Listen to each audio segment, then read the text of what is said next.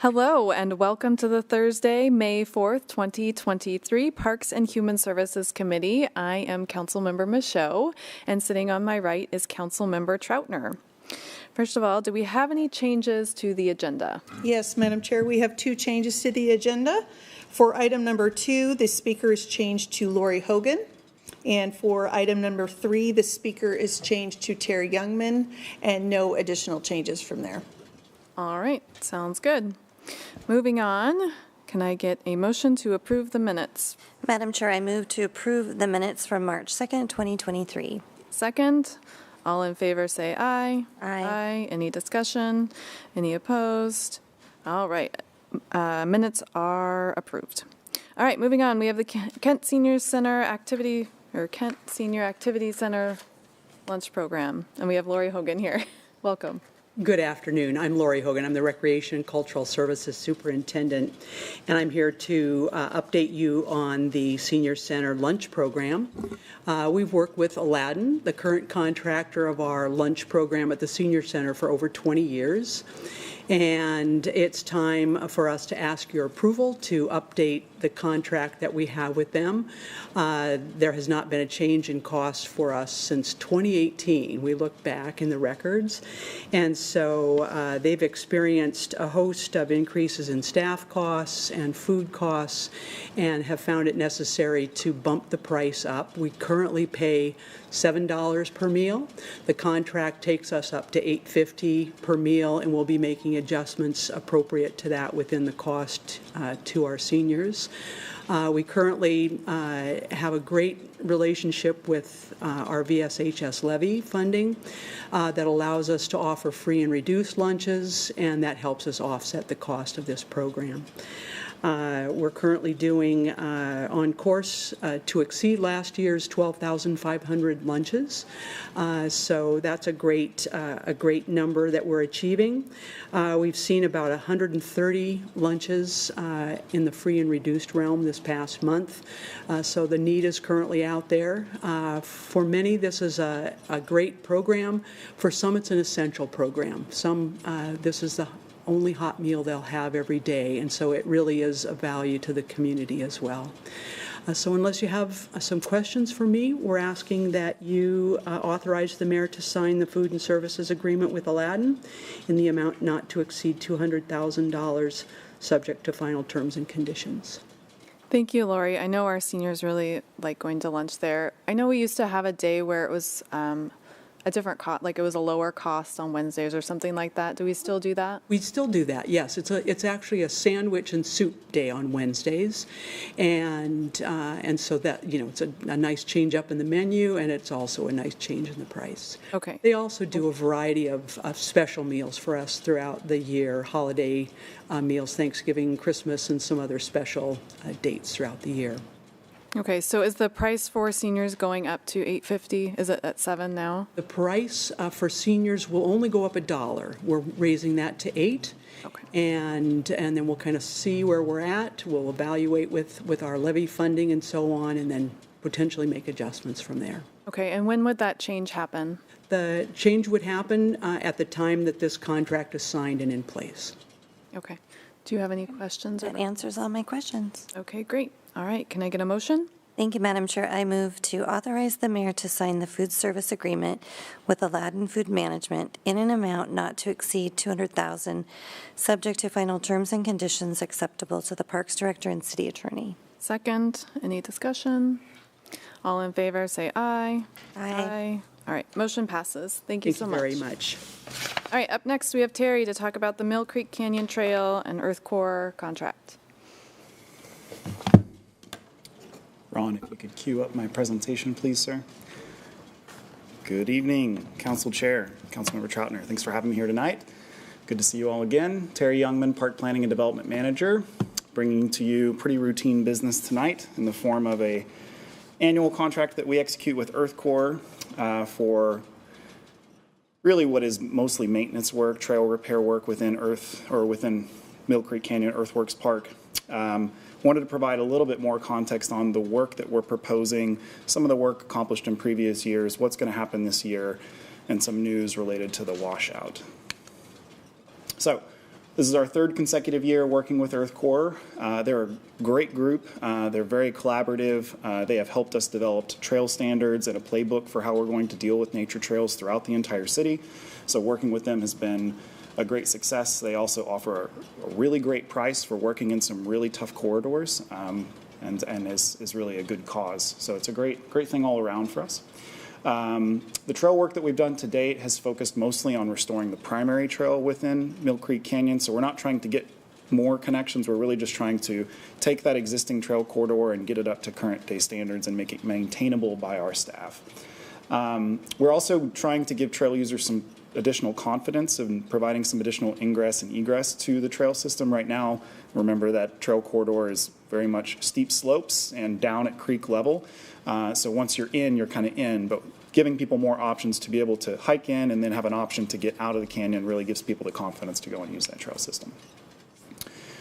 The yellow line here on the map on the right-hand side shows the trail work that's been done in 2021 and 2022. And when we talk about trail repair work, this is not to say that they're touching every square inch of that trail. A lot of this is brush clearing, kind of clearing back vegetation, refreshing the tread, so getting it to kind of that 2 to 3 foot width that we're really looking for within the trail corridor.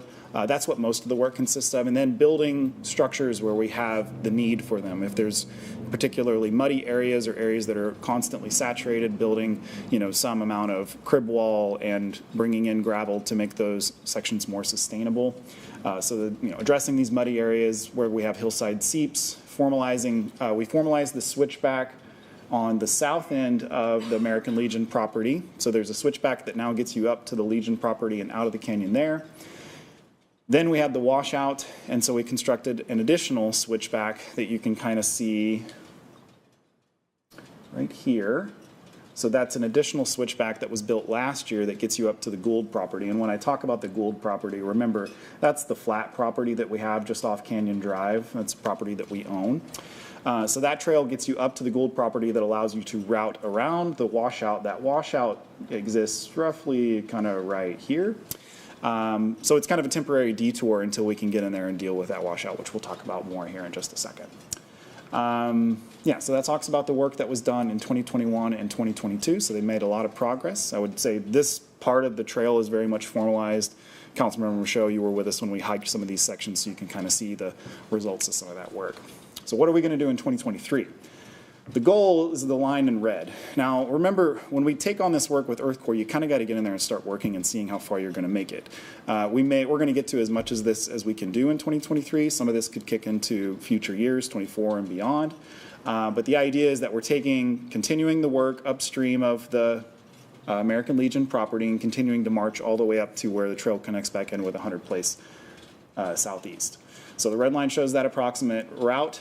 Some of this we're going to be kind of figuring out as we move through that space and figuring out the right alignment and rerouting around certain areas that are problematic or maybe subject to washout as the Mill Creek continues its meander and change seasonally. We are going back and doing a couple of repairs to some of the work that was done in 2021 and 2022.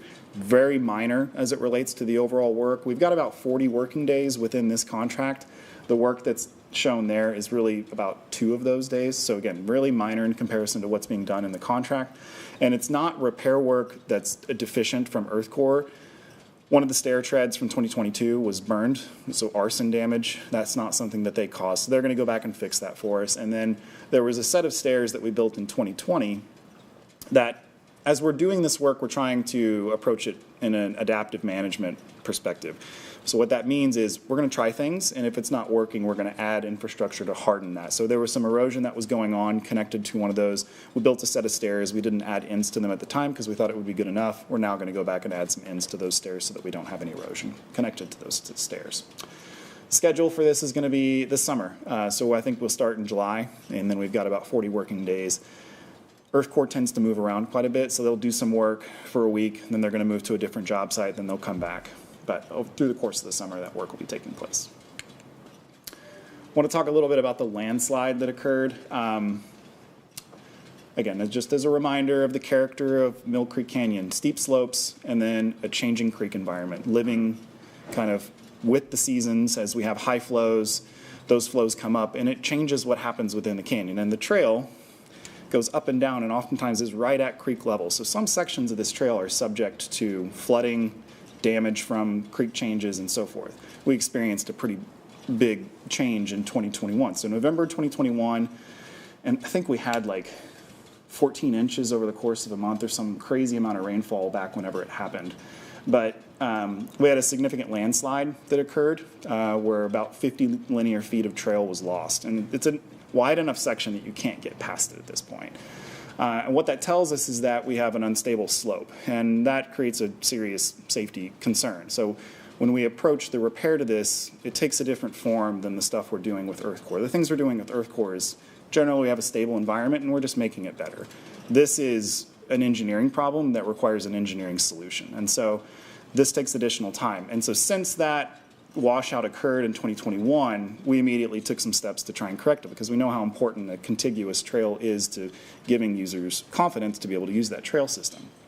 So we hired geoengineers, which is a geotechnical firm that does a lot of work for the city, to come in and kind of help us look at this and explore solutions. They produced their report in 2022.